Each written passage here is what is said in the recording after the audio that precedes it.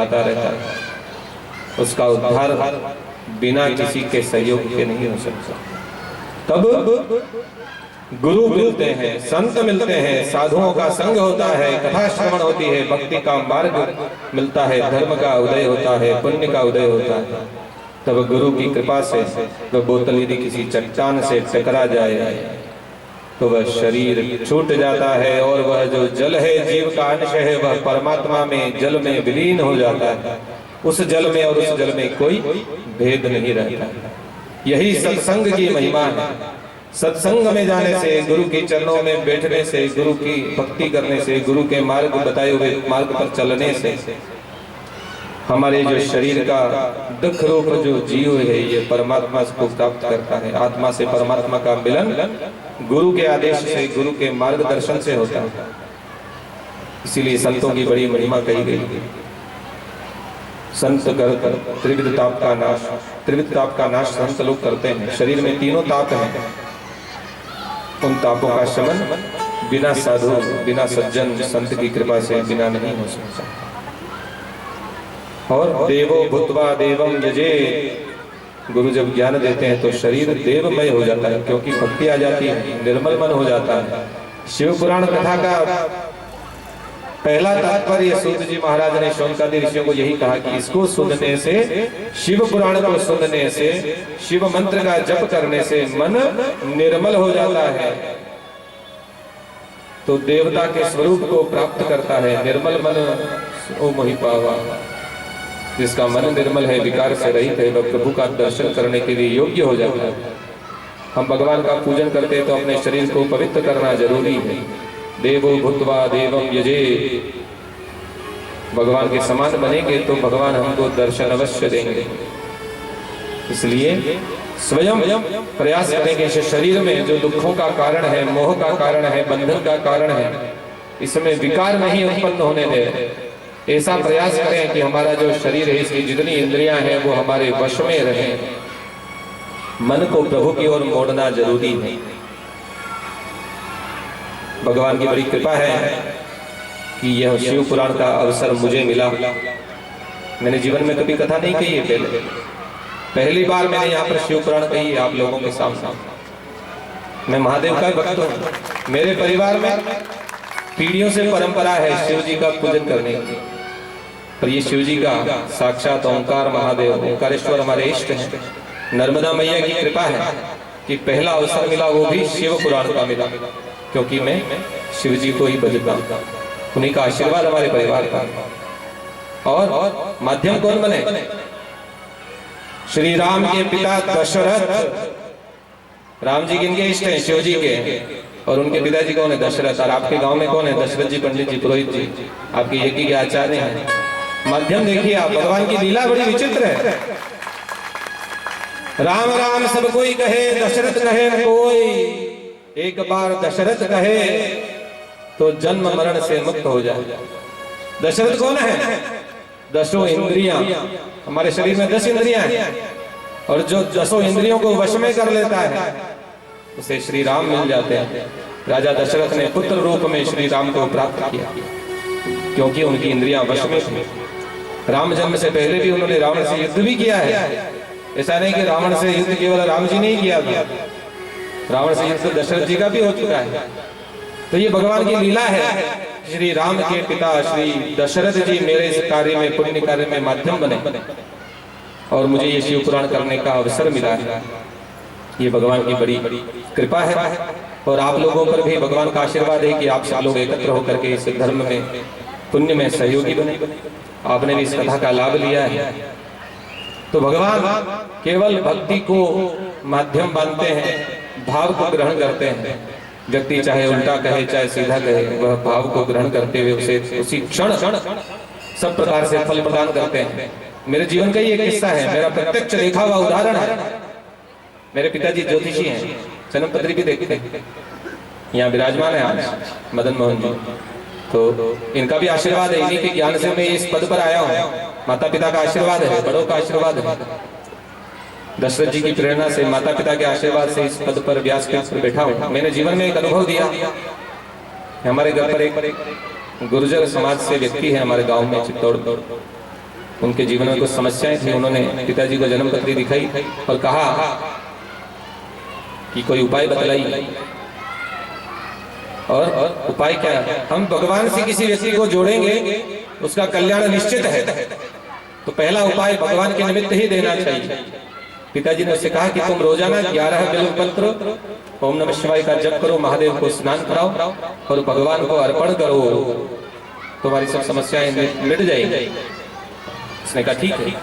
वह रोजाना जाता, बिल्वपत्र लेकर के महादेव का पूजन करता। ऐसे खूब दिन बीत गए। एक दिन वह जब मंदिर जा रहा था तो मंदिर जाने से पहले फूल वाले से वो माला लेता था। बिल्वपत्र भी कभी तो पेड़ से तोड़ता था और कभी फूल वाले से ले लेता था।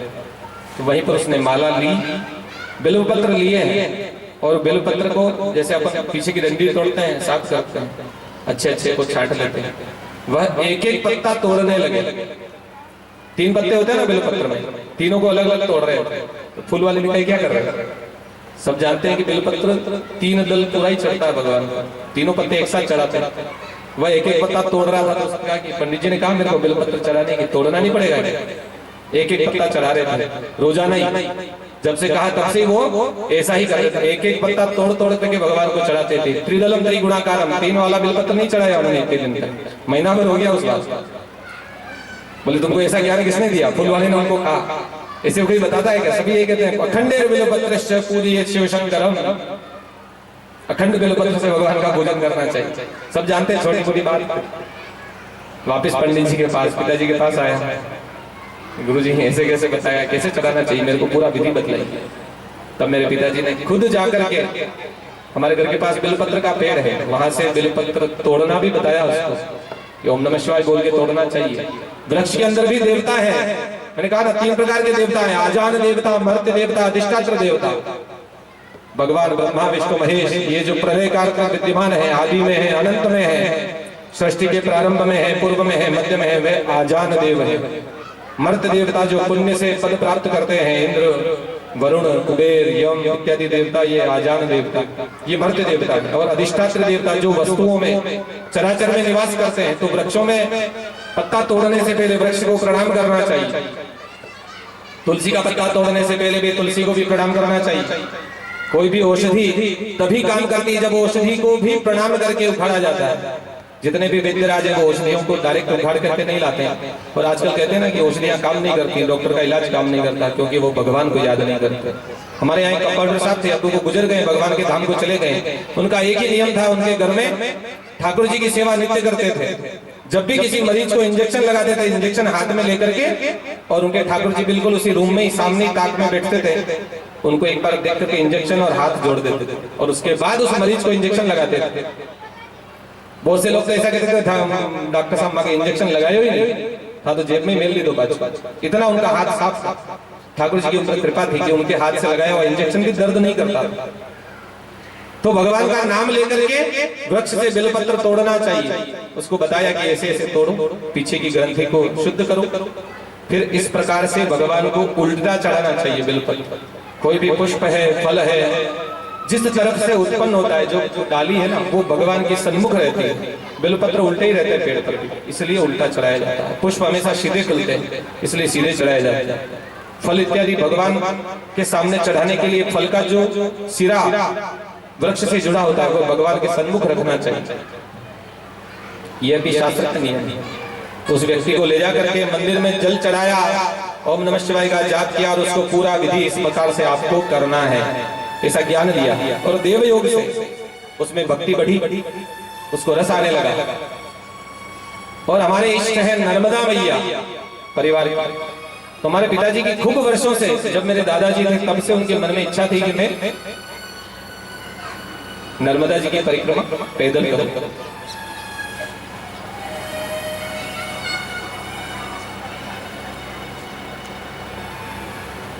हमेशा कोई कोई विघ्न आ जाता, उस व्यक्ति से प्रेरणा मिली। 2 मिनट भगवान का कीर्तन करेंगे।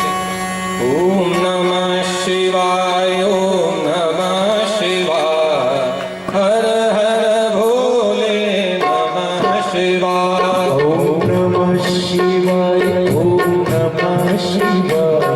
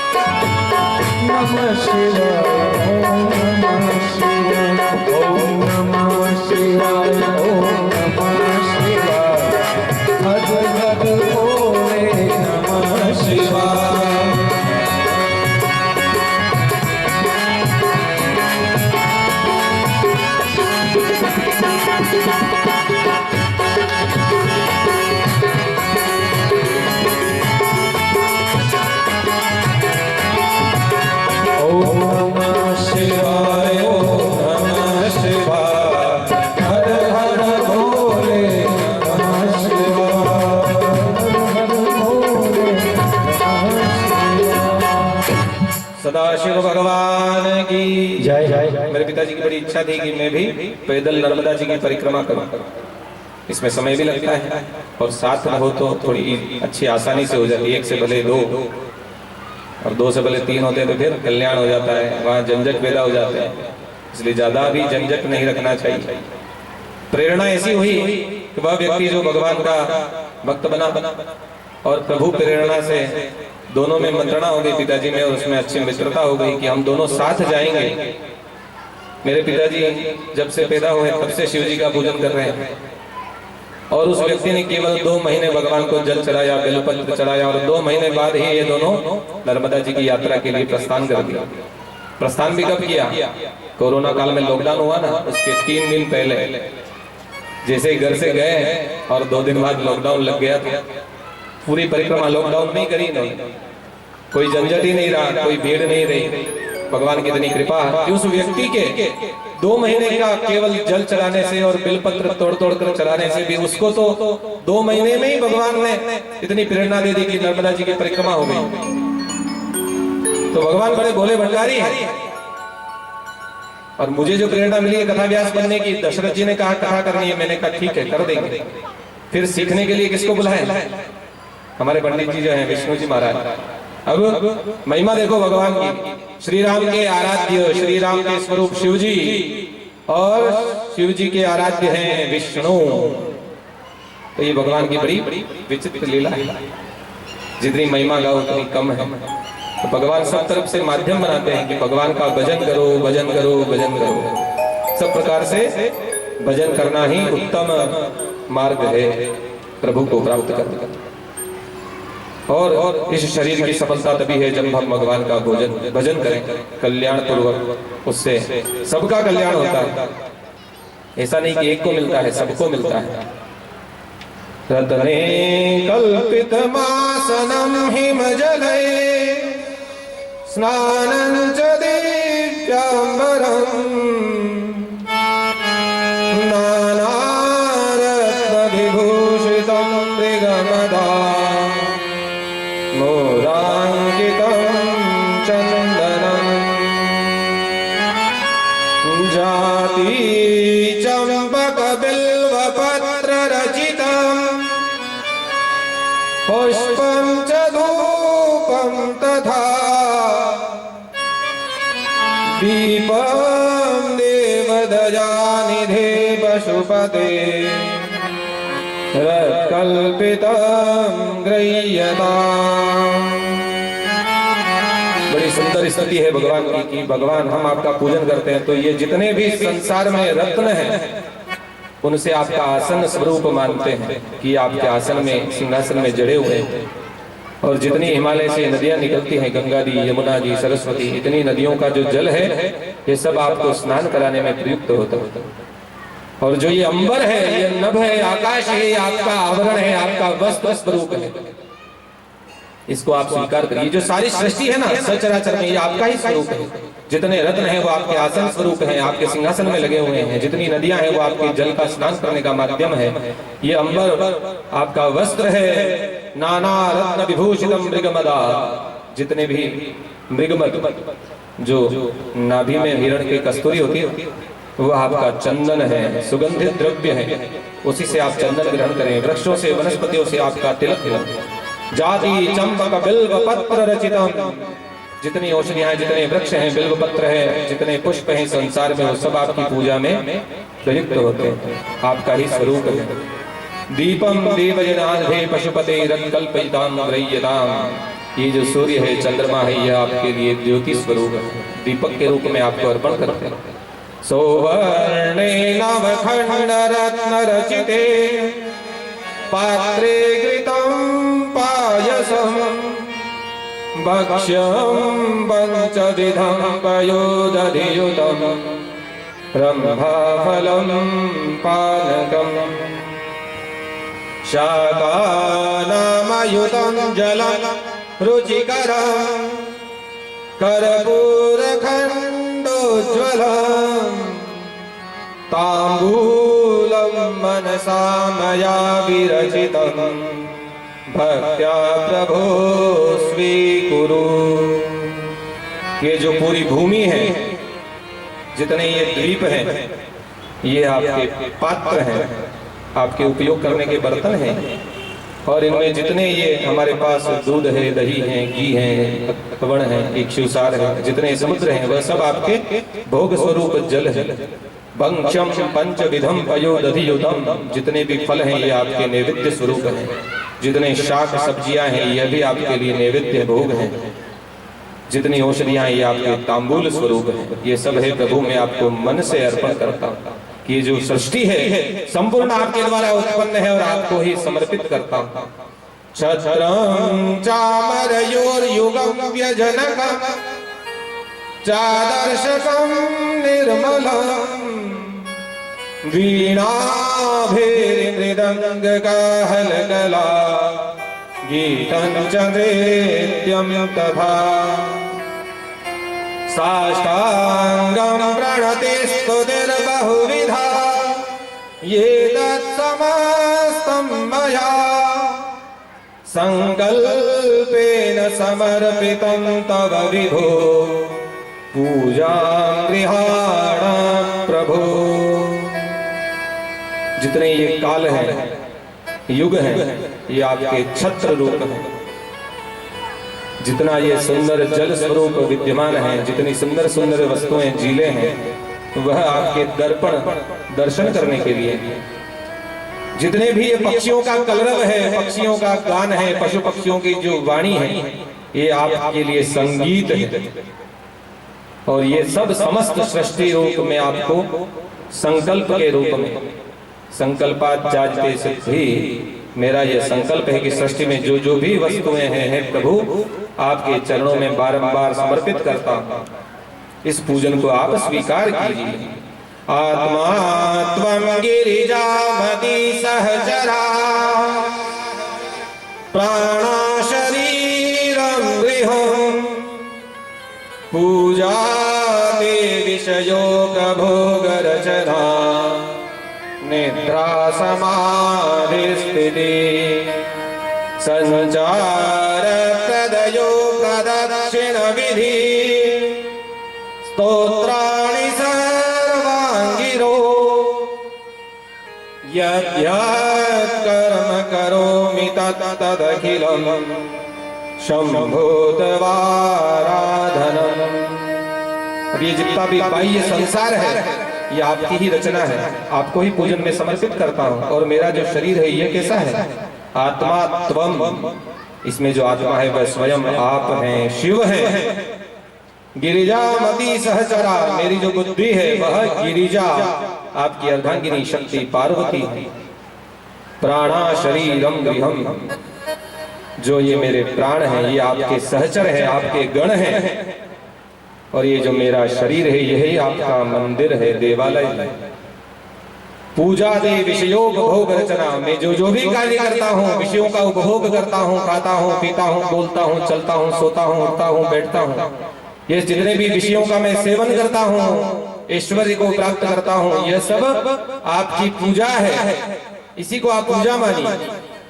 निद्रा समाधि स्थिति, मैं रात को सोता हूँ तो ये भी आप समाधि समझना। इसको आप मेरा सोना नहीं माने, मेरा अज्ञान नहीं समझे, मेरी समाधि रूप आपका ध्यान समझो। संचार योग दक्षिण विधि, मेरे पैरों से जो चलना होता है, मैं इधर से उधर जाता हूँ, कोई भी काम करता हूँ तो चरणों से ये जो चलना है यह आप अपनी प्रदक्षिणा परिक्रमा मान लीजिए। और जो जो भी मेरी वाणी से मैं वचन कहता हूँ, अपने परिवार वालों को कहूँ, बाहर वालों को कहूँ, किसी को भी कहूँ, कुछ भी नाम नहीं, इसी से आप अपनी स्तुति मान करके मुझ पर प्रसन्न होइए। यद्यत् कर्म करोमि तत्तदखिलं शंभोतवाराधनम्, कि जो जो भी मैं कर्म करता हूँ इस मन से, वचन से, वाणी से, कर्म से, सृष्टि की समस्त उत्पत्ति से जो भी वस्तुएं मेरे पास विद्यमान है सब प्रभु आपके पूजा के लिए मैं आपके चरणों में अर्पण करता हूँ, अपना सर्वस्व आपको समर्पण करता हूँ। इसी से आप प्रसन्न होइए। और आज आपके घर में, आपके मन, यहाँ पर गांव में एक नए मनसापूर्ण महादेव की स्थापना हो गई है। तो भगवान आप सबको मनसाओं को पूर्ण करें, मनोकामनाओं को पूर्ण करें। आप नित्य प्रतिदिन उठ करके भगवान का भजन करें, उनका दर्शन करें, उनकी सेवा करें। मेरे घर के आगे भोलेनाथ ओ मेरे घर के आगे भोलेनाथ तेरा मंदिर बन जाए, मेरे घर के आगे जब खिड़की खोलो तो तेरा दर्शन हो जाए, मेरे घर के आगे भोलेनाथ तेरा मंदिर बन जाए, मेरे घर के आगे भोलेनाथ तेरा मंदिर बन जाए। जब खिड़की खोलो तो तेरा दर्शन हो जाए।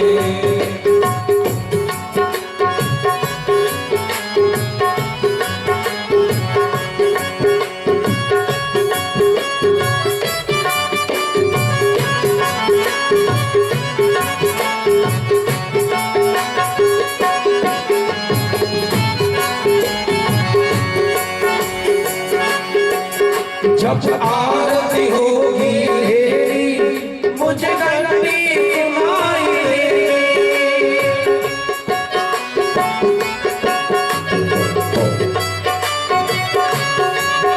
जब आरती होगी तेरी मुझे घंटी सुनाई देगी, मुझे रोज सवेरे बाबा तेरी सूरत दिखाई दे।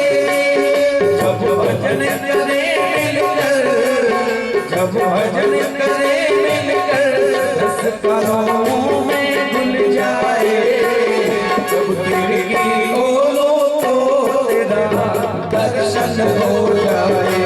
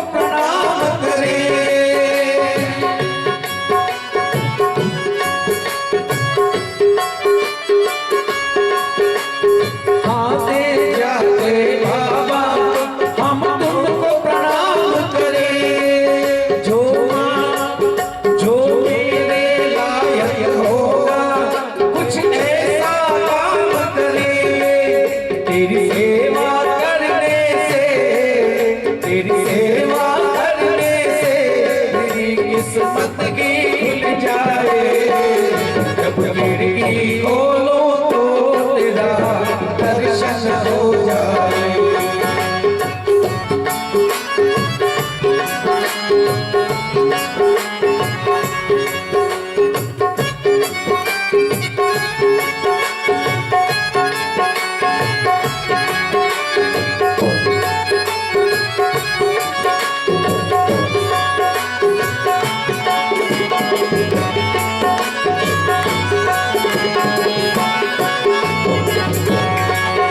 नजदीक रहेंगे तो अरे आना जाना होगा,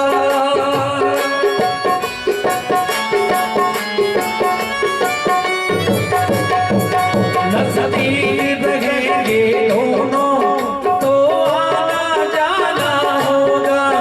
अरे हम भक्तों का बाबा मिलना जुलना होगा, सब साथ रहे साथ रहे बाबा, जल्दी वो दिन आ जाए, जब खिड़की खोलो तो तेरा दर्शन हो जाए।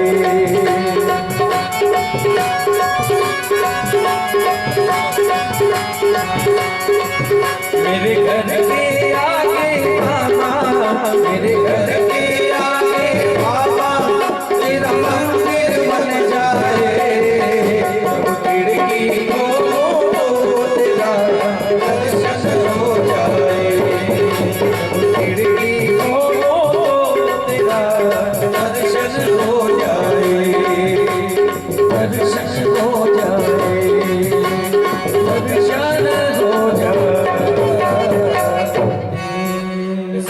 शिव भगवान की जय हो। मनोचापूर्ण महादेव यहाँ विराजमान हो गए हैं। शिव पुराण कथा की त्रिवेणी भी यहाँ बहने लगी है। सब भक्तों के मन में भी भक्ति ज्ञान वैराग्य बढ़ता रहा है।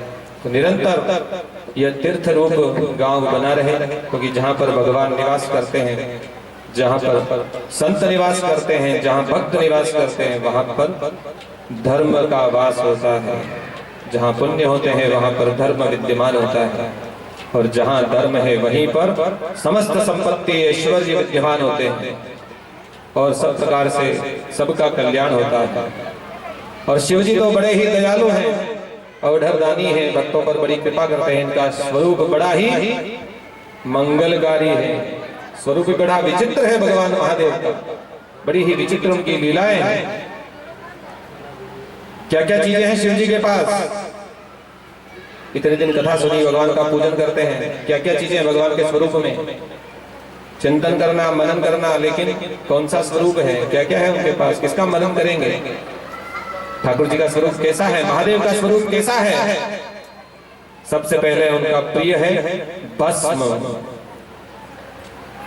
भस्म का रमण निरंतर करते हैं, निरंतर 24 घंटे भस्म रमाए रहते हैं। भस्म क्या है, संसार का सार स्वरूप है। संसार के सार को वे ग्रहण करते हैं, भक्तों के भाव को ग्रहण करते हैं, इसीलिए भस्म लगाते हैं। और जो भस्म लगाता है उसका भी वह कल्याण करते हैं। फिर बागंबर धारण करते हैं, पशुओं का चर्म है, यानी जितने भी जीव पशु हैं उनकी रक्षा करते हैं। पशुओं के पति पशुपति, हमारा जो अहंकार रूप यह शरीर का जीव रूप पशु है, इसको भी अहंकार को नष्ट करते हैं। ये बागंबरधारी महादेव सब पर कृपा करते हैं। और त्रिशूल, त्रिशूल में क्या है, 3 गुण हैं, सतोगुण, रजोगुण, तमोगुण। और इस त्रिशूल के अंदर तीनों लोक विद्यमान है। पूरी सृष्टि इस त्रिशूल के ऊपर टिकी हुई। त्रिशूल कोई छोटा मोटा अस्त्र नहीं है, अन्य किसी देवता के पास नहीं है, केवल शिव के पास है, अथवा शक्ति देवी के पास, क्योंकि इसमें तीनों गुण विद्यमान हैं, तीनों प्रकार की शक्तियां हैं। ब्रह्मा विष्णु महेश तीनों की शक्तियां इसमें विद्यमान हैं। इसी त्रिशूल से प्रलय होता है, सृष्टि उत्पन्न होती है, इसी त्रिशूल के द्वारा सृष्टि का पालन होता है, दुष्टों का संहार होता है। और चौथा डमरू, डम डम डम डम डम डम। डमरू कैसे बजता है, कोई वर्ण नहीं है इसमें, केवल डम डम की आवाज आती है। लेकिन शास्त्र कहते हैं कि शिव का जो डमरू है, इसी से सारे वर्ण उत्पन्न हुए। वर्ण कौन से, अक्षर, अ आ ई ऊ पढ़ते हैं ना हम लोग, क से गिने तक, ये सारी जो मात्राएं हैं, सारे जो अक्षर हैं, ये भगवान के डमरू से प्रकट हुए हैं। इन्हीं से सारे वर्णों की, सारे ज्ञान की, पुराणों की उत्पत्ति हुई है डमरू में। डमरू के अंदर कुछ नहीं है, लेकिन सबका उत्पत्ति का कारण है। और इसके बाद सर्प, गले में सर्प, हाथों पे सर्प, सिर पे सर्प।